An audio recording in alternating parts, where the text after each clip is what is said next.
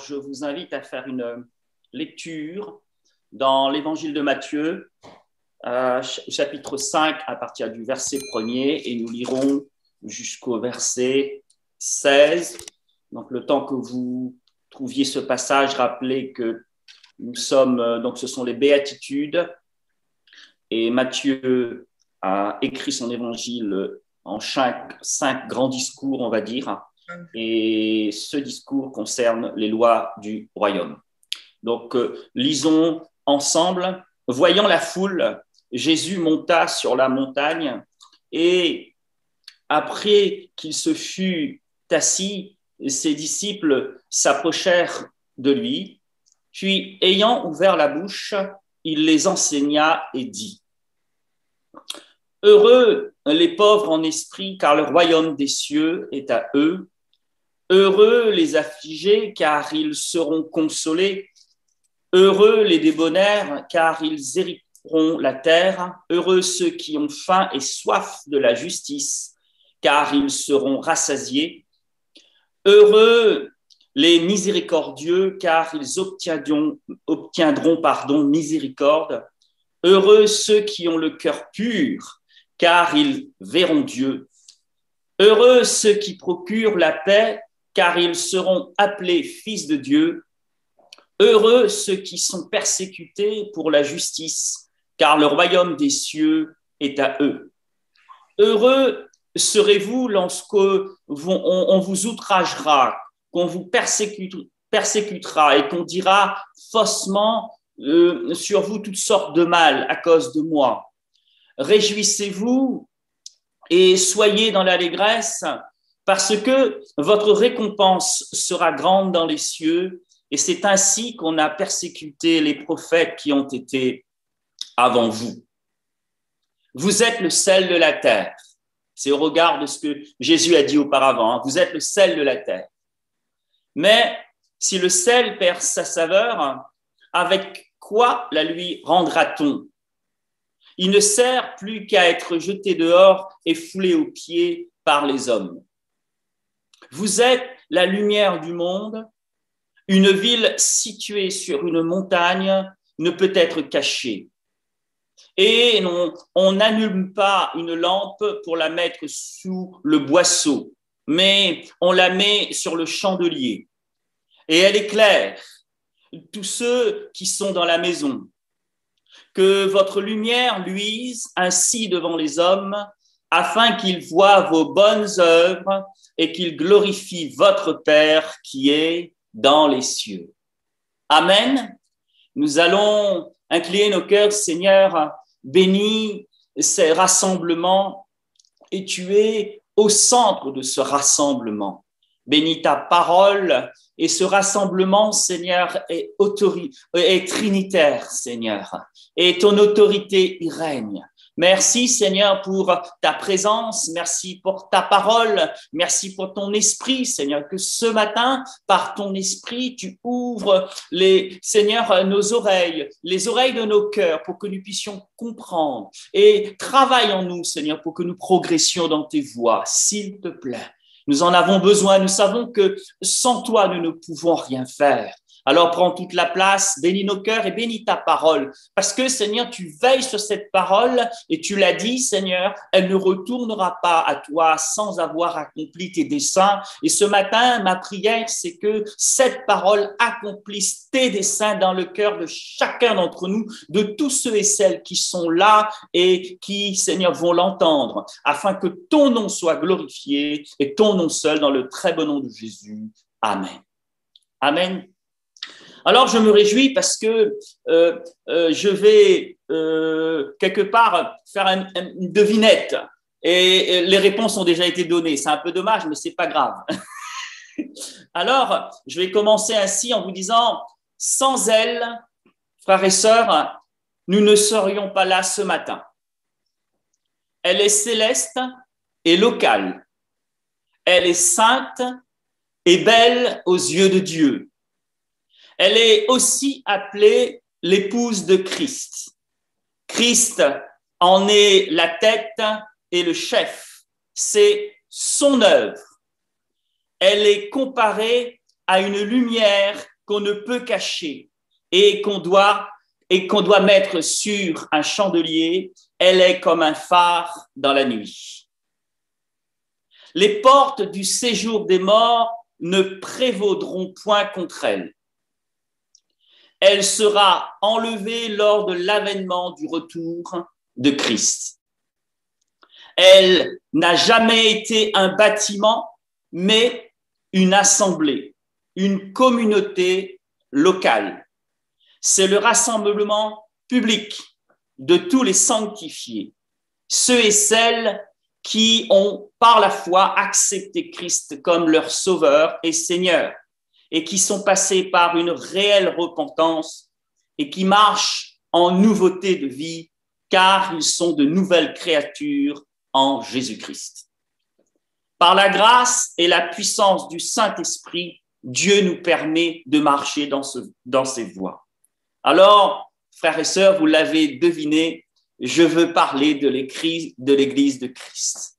Il y a aussi une autre expression, l'Église de Dieu, et j'irai plus loin en disant le nouveau temple, une maison spirituelle où Dieu réside par son esprit. Amen. Et frères et sœurs, sans elle, ce matin, nous ne serions pas là. Et par ces temps difficiles, Jean-Marc en a parlé, il est important, frères et sœurs, qu'on se rappelle ces vérités qui fondent notre foi et qui caractérisent nos rassemblements, même si ce matin, cela se fait sous Zoom. Nous nous rassemblons, frères et sœurs, en tant qu'enfants de Dieu, et le chant le rappelle ce matin. Nous nous rassemblons en tant qu'enfants de Dieu pour exprimer notre reconnaissance, pour rendre un culte agréable à celui qui nous a appelés des ténèbres à la lumière. Ce culte que nous rendons n'est pas lié à un lieu précis. Alors, à la lumière de l'Écriture, je vous propose de considérer premièrement que ce rassemblement doit et devrait être pour chacun d'entre nous. Et nous verrons aussi, deuxièmement, ce qu'elle doit être aussi pour ceux qui sont perdus et qui devraient, par la grâce de Dieu, à travers de la prédication de l'Évangile, faire partie de l'Église de Christ. Amen. Donc, premièrement, ce que ce rassemblement doit être pour nous et ce que ce rassemblement doit être aussi pour ceux qui doivent rentrer dans la bergerie. Amen. Ce passage que nous avons lu, frères et sœurs, dit « On n'allume pas une lampe pour la mettre sur le boisseau, dit Jésus. Nous sommes la lumière du monde. Alléluia. Et nous brillons parce que Christ est en nous. Et cette vérité nous rappelle que tous les jours de notre vie, à n'importe quel moment, peuvent se présenter l'occasion. Et cette occasion nous est donnée de proclamer, soit par la parole, soit par notre témoignage, que nous sommes des disciples de Jésus. Alors, la vérité ou la pensée principale que j'aimerais déposer dans votre cœur ce matin est la suivante. Puisque, et vous allez être d'accord avec moi, puisque nous formons l'Église, un corps spirituel, l'Église de Dieu, puissions-nous, frères et sœurs, par la grâce, être des disciples de Christ tous les jours de notre vie. Et notamment dans nos rassemblements communautaires, où la communion fraternelle, frères et sœurs, notre communion fraternelle ce matin repose sur le rapport avec le Seigneur. Je m'explique. Notre relation, notre communion fraternelle passe par Dieu. Amen. Que le nom du Seigneur soit béni. Car l'Église de Christ est appelée à être un phare dans la nuit pour ceux qui sont perdus. C'est pour cette raison que le titre de ma prédication ce matin, l'Église est appelée à être un phare. Alors, la première, pour développer cette pensée globale, j'aimerais vous déjà analyser ce premier point principal. Notre Église, frères et sœurs, ne dépend donc pas d'un bâtiment. L'Église, ce n'est pas un bâtiment en pierre. Ça, c'est clair, net et précis. La parole de Dieu est claire par rapport à cela. L'Église ne dépend pas aussi d'un lieu précis.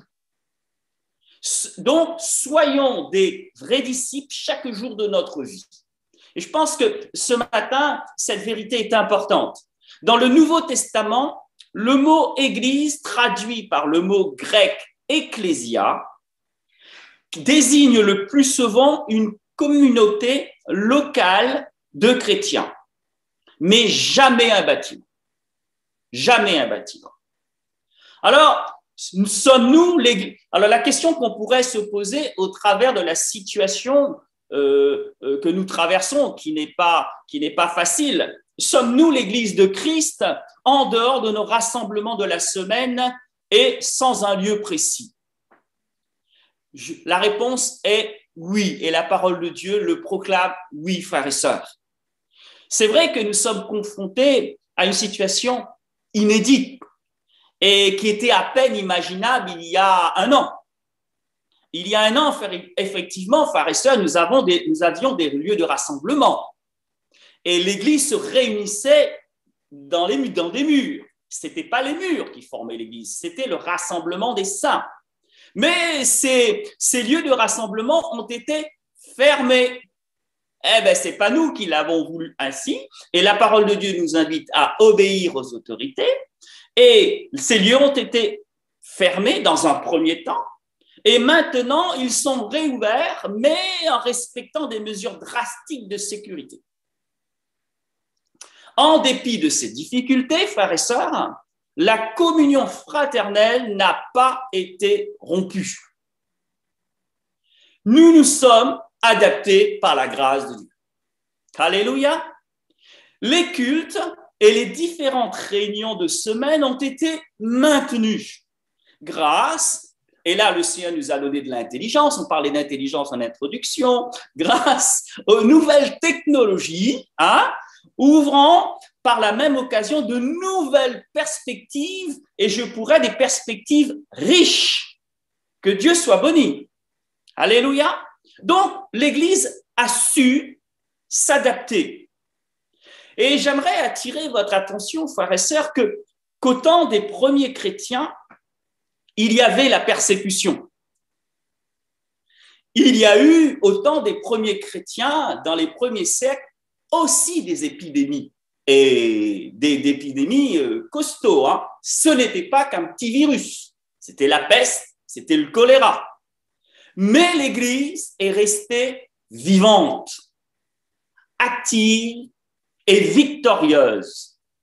Et je veux pour preuve, lorsqu'on regarde le chiffre, le taux de croissance était en moyenne de 40%. À la Pentecôte, ils étaient 3000 et en 312 après Jésus-Christ, ils étaient 6 millions. Donc, nous voyons bien que les difficultés n'arrêtent pas la croissance de l'Église et que le nom du Seigneur soit béni. C'est pour cette raison qu'on parle de maison spirituelle. Il est vrai que nous nous sommes adaptés et merci Seigneur, cette adaptation a bousculé au passage certaines routines. C'est pas plus mal. L'Église est présente sur le web, même si certaines précautions, certaines prudences et de rigueur. Cette crise n'a plus que jamais stimulé notre vie de prière. Nous nous sommes posé des questions et nous avons réouvert la parole de Dieu et le Seigneur nous a bénis. Christ a promis, et ça c'est écrit, a promis d'être avec nous tous les jours jusqu'à la fin du monde. Matthieu 28, verset 20. Frères et sœurs, pensez-vous que cette situation de crise et que les nouvelles technologies vont remettre en cause cette vérité biblique? Bien sûr que non, parce qu'il est avec nous par son esprit. Et j'irai même un petit peu plus loin. Aujourd'hui, nous avons aussi une certaine facilité à assister à nos rassemblements chrétiens. Mais cela ne doit pas être aussi un piège.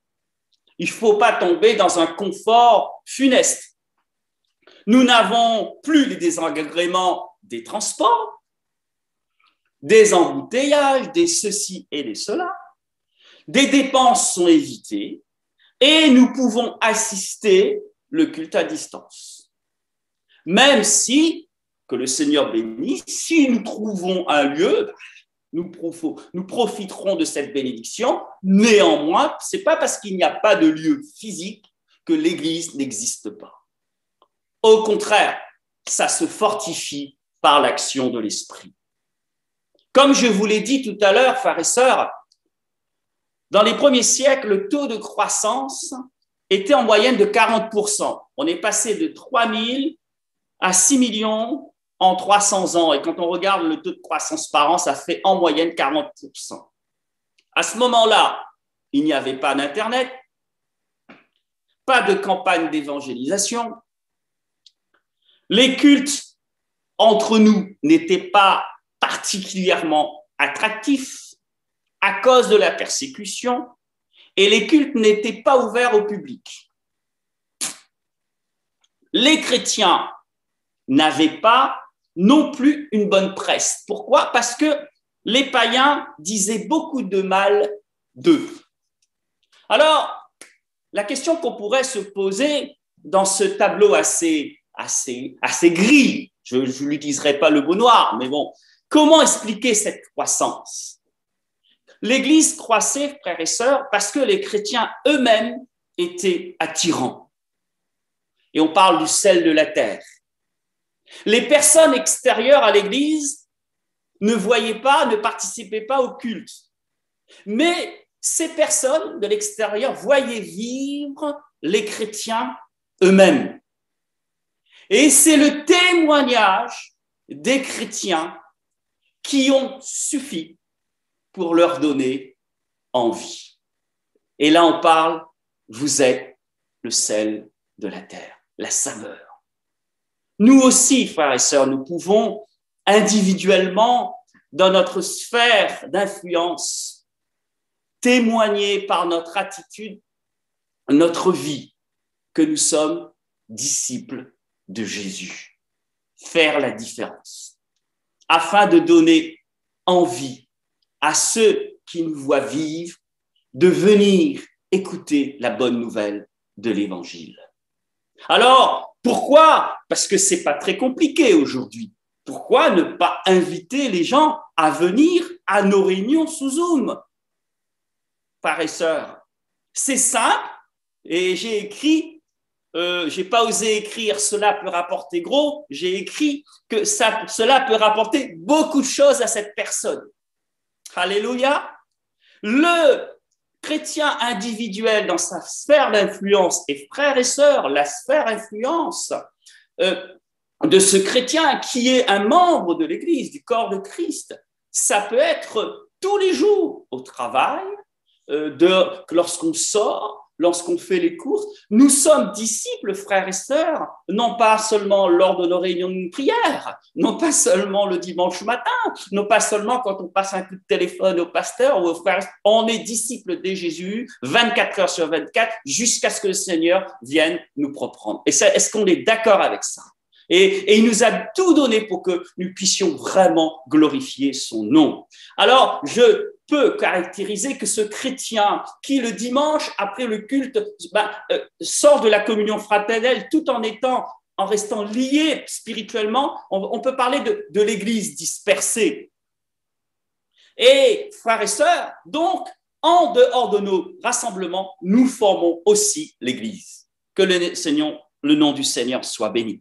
Donc, imaginons que le témoignage soit bon, que nous respirons la bonne odeur de Jésus.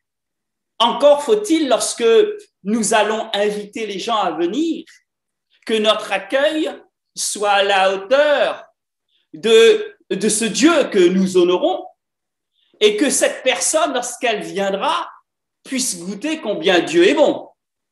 Vous êtes d'accord avec moi? Et c'est pour cette raison, Jésus nous dit, nous formons une maison spirituelle et qui est en fait le temple de Dieu. Et nous sommes les pierres vivantes. Pierre en parle très bien dans son épître. 1 Pierre, chapitre 2, verset 5, il dit la chose suivante, « Et vous-même, comme des pierres vivantes, édifiez-vous pour former une maison spirituelle, un saint sacerdoce, afin d'offrir des victimes spirituelles agréables à Dieu par Jésus-Christ. » Frères et sœurs, c'est par l'Esprit de Dieu que nous sommes agréables à Dieu. Et c'est par l'Esprit de Dieu aussi que nous sommes fils et filles de Dieu. En effet, dans ces rassemblements ce matin, nulle personne ne peut se prévaloir d'une quelconque qualité ni force, si ce n'est par l'Esprit de Jésus. Et Jésus dira, sans moi, vous ne pouvez rien faire. C'est pour cette raison que, frères et sœurs, le Seigneur nous appelle à construire une maison spirituelle. C'est lorsque nous nous rassemblons, frères et sœurs, nous sommes des chrétiens nés de nouveau. C'est en fin de compte, lorsque nous nous rassemblons ce matin, nous nous sommes rassemblés, que le nom du Seigneur soit béni, nous formons en Jésus une maison spirituelle. Et ça, c'est pour tous ceux et celles qui sont passés par la nouvelle naissance. Alléluia. Nous formons un groupe de prêtres qui offrent à Dieu des sacrifices spirituels, des sacrifices de louange. Et il y a une autre image aussi, frères et sœurs. L'Église est aussi comparée à un corps dont chaque membre est à sa place, avec Christ à la tête. Alléluia. Éphésiens 4,16, c'est de lui et grâce à tous les liens de son assistance que tout le corps, bien coordonné, en formant un solide assemblage, tire sa croissance selon la force qui convient à chacune de ses parties et s'édifie lui-même dans la charité, dans l'amour. Donc, nous sommes l'Église de Christ lorsque nous nous rassemblons, mais lorsque aussi nous sommes dans notre sphère d'influence personnelle. Nous invitons les gens et il faut que l'accueil soit à la hauteur de ce Dieu que nous servons. Et Dieu dit, vous êtes une maison spirituelle et ce matin, nous voulons nous imprégner de cette vérité parce que Dieu nous a dotés de tout ce qu'il fallait pour l'être en Jésus-Christ. Mais, frères et sœurs, j'attire aussi votre attention sur le fait que cette unité spirituelle, cette maison spirituelle, cette unité de l'esprit doit être préservée. Comme l'unité d'un corps d'ailleurs. L'unité d'un corps doit être préservée pour que ce corps soit en bonne santé, pour que cette maison spirituelle soit en bonne santé. Et donc, la troisième pensée que j'aimerais mettre sur votre cœur, puisque nous tirons notre accroissement des uns des autres,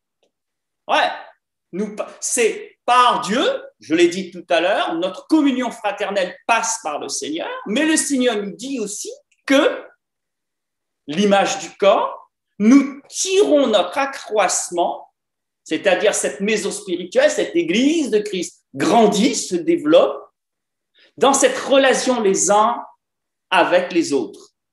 Amen. Et là, pourquoi? Parce qu'il y a une unité spirituelle. Donc, frères et sœurs, ce matin, préservons cette unité spirituelle. Et ainsi, nous rendrons un bon témoignage collectif dans la continuité. Et Éphésiens 4,2 nous dit la chose suivante, en toute humilité et douceur, avec patience, vous supportant les uns les autres avec amour, charité, vous efforçant de conserver l'unité de l'esprit par le lien de la paix. Il y a un seul corps et un seul esprit, comme aussi vous avez été appelés à une seule espérance par votre vocation. Nous lisons ce texte, il est dit que l'unité de l'esprit et cette maison spirituelle doit être unie, Christ est uni, le Dieu trinitaire est uni, et cette maison spirituelle est trinitaire, parce que dans cette maison spirituelle, le Père est honoré, le Fils est honoré et le Saint-Esprit. Et Dieu nous appelle à être unis. Et il y a une vérité spirituelle qui était édictée dans Éphésiens 4.2. L'unité de l'esprit repose sur le lien de la paix. Ce n'est pas le contraire. Ah, tiens, nous avons aussi à y contribuer, frères et sœurs. Dieu nous a non seulement appelés, mais il nous a aussi donné en Jésus-Christ tout ce qu'il faut pour que nous puissions être unis et que nous puissions le suivre d'une manière intègre et fidèle. Par sa divine puissance, frères et sœurs, il nous a fait des dons, des promesses merveilleuses et précieuses, dont la finalité est de nous faire participer à la nature divine. Vous vous rendez compte de ce que je suis en train de vous dire? Dieu nous a fait des dons, des promesses précieuses et grandes, pour que par ces promesses, nous participions à la nature divine. Ce passage, frères et sœurs, a tellement étonné Calvin qu'il l'a commenté en disant la chose suivante: c'est pour ainsi dire, écoutez bien, c'est pour ainsi dire une sorte de déification, sans pour autant recevoir les attributs de la nature divine. Alors, comment comprendre cela? Comment comprendre que notre rassemblement, grâce à la présence de l'Esprit, grâce au fait que nous sommes nés de nouveau, pardonnés, sanctifiés, purifiés, et là, les images pullulent, l'image du corps, et Christ est présent par sa parole, Dieu veille et bénit, et nous nous rassemblons pour honorer le Père, le Fils et le Saint-Esprit. Dieu dit, tout cela fait que vous êtes une maison spirituelle, et la parole de Dieu dit, Dieu réside. Et Dieu va beaucoup plus loin en disant, je vous ai tout donné pour que vous puissiez participer à la nature divine. Comment le comprendre? Mais par son esprit, frères et sœurs. Par son esprit. Alors, comment son esprit travaille, frères et sœurs? Comment son esprit travaille? Oh, la parole de Dieu est claire. C'est-à-dire que Dieu a envoyé son Fils unique. Et il est bien écrit dans la parole de Dieu que la parole ne reviendra pas à Dieu sans avoir accompli ses desseins. On a l'image de Jésus, parole vivante, qui est venu et qui est retourné au Père. Mais Christ a quand même donné et enseigné des vérités aux apôtres. Et notre foi repose sur le témoignage des apôtres. Et Christ a dit qu'il est avantageux que je m'en aille pour que le Saint-Esprit vienne. Et là, le Paraclétos est le consolateur. Et que fait l'Esprit Saint? L'Esprit Saint, il nous rappelle les enseignements de Christ. Et c'est pour cette raison qu'au sein de cette Église, au sein de ce rassemblement des saints et des sanctifiés, frères et sœurs, Dieu se révèle. Et au travers de l'œuvre de l'Esprit, par la prédication de la parole de Dieu, nous nous transformons de gloire en gloire, nous allons de progrès en progrès jusqu'à la stature parfaite de Jésus. Alléluia, que le nom du Seigneur soit béni. Alors la foi, la grâce et la paix nous sont accordées avec une grande mesure.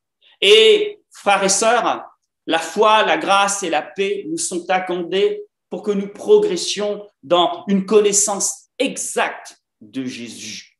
Et cette connaissance exacte se repose sur une relation intime avec Christ, qui est le chemin, la vérité et la paix. Alors, le lien de la paix, donc, dépend donc de notre relation personnelle avec Christ.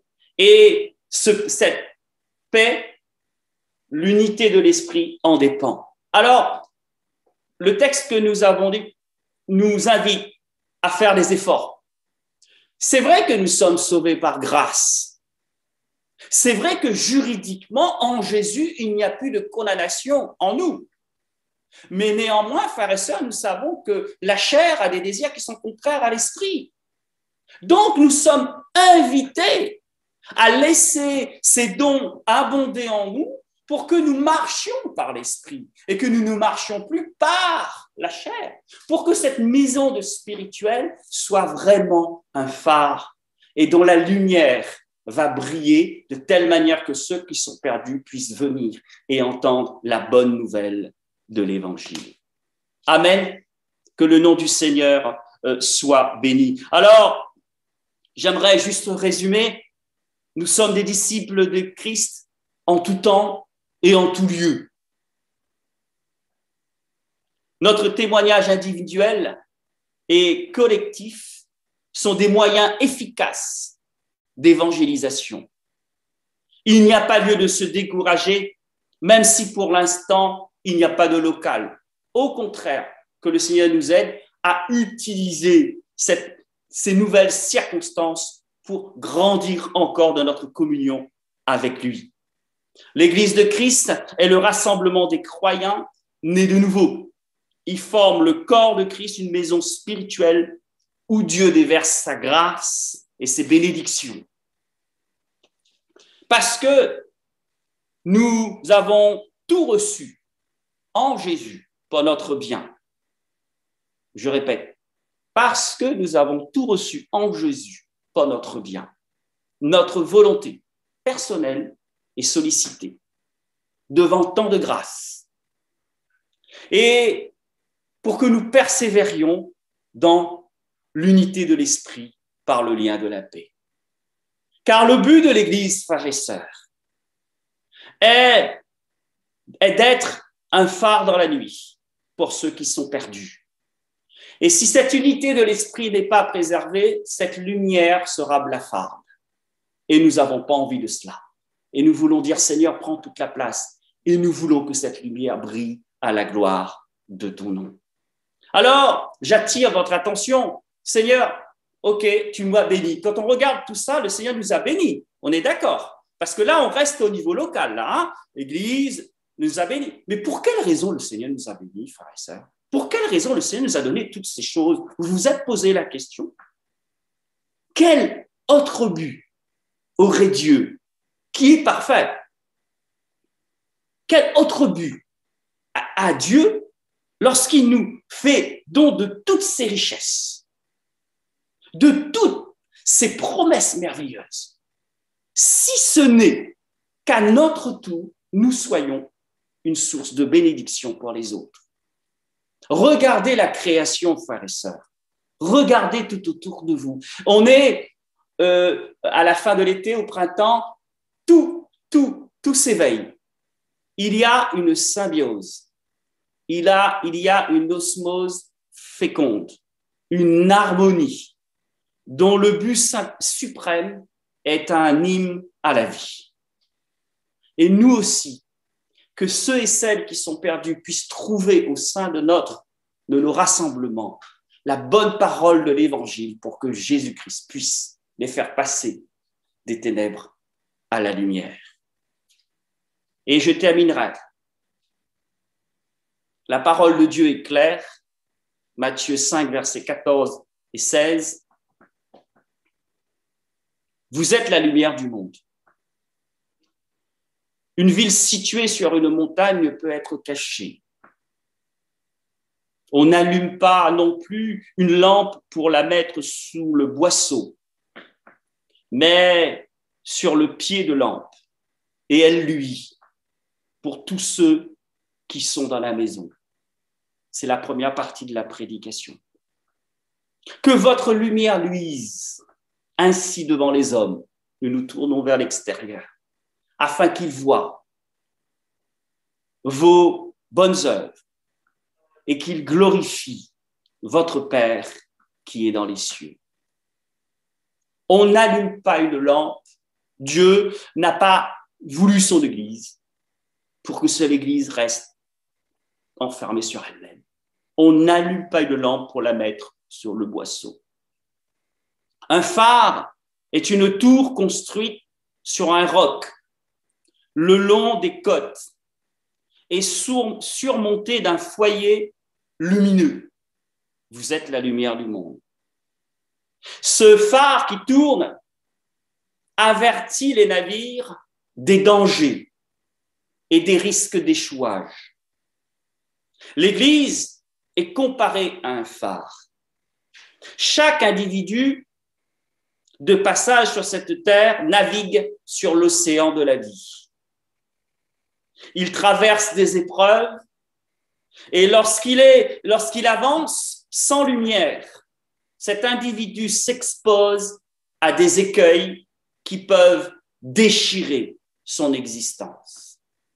Dans sa sagesse, Dieu nous a choisis pour être la lumière du monde, afin d'annoncer la bonne nouvelle de l'Évangile, de proclamer le nom de Jésus.